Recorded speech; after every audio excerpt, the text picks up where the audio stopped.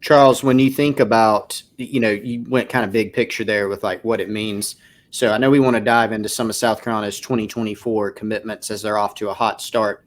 Wes and I have kind of talked about, not really debated, not really a debate, but how this start in 2024 stacks up historically. And so obviously we can go back and look at the rankings kind of in the recruiting star ranking era. What are your thoughts just off the top though, from what you've seen out of the 2024 start?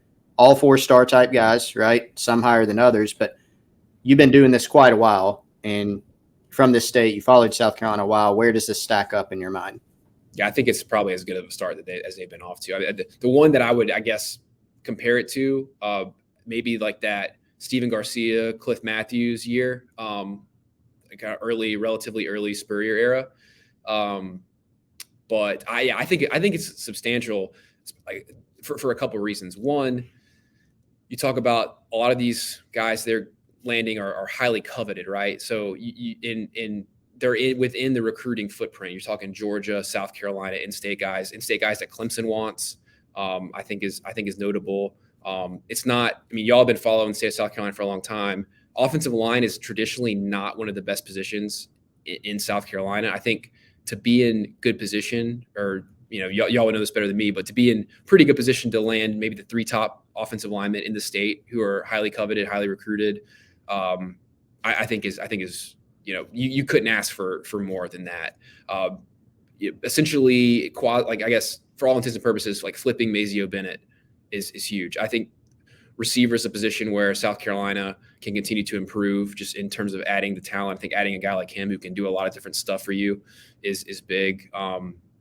Wendell Gregory, I think, has a case maybe to have the most physical upside of any linebacker in this cycle, just in terms of like with his length, athleticism. He's just got we've been high on him for probably a year plus, and continue to be.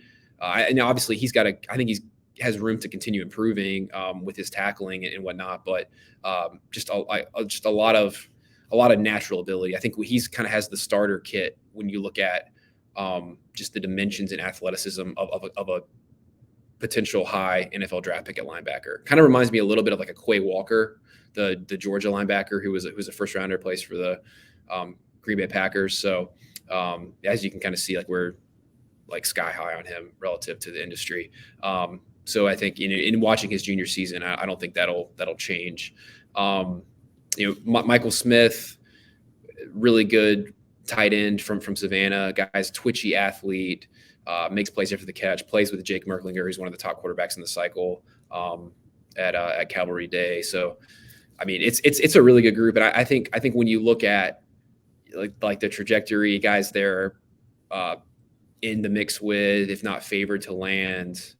I think you have to be really excited about the recruiting momentum that Beamer has. And we always talk about I think there's like always a conversation like, is momentum real in sports? Well, I know one thing where momentum is real. Momentum is real in recruiting because it's heavily perception based.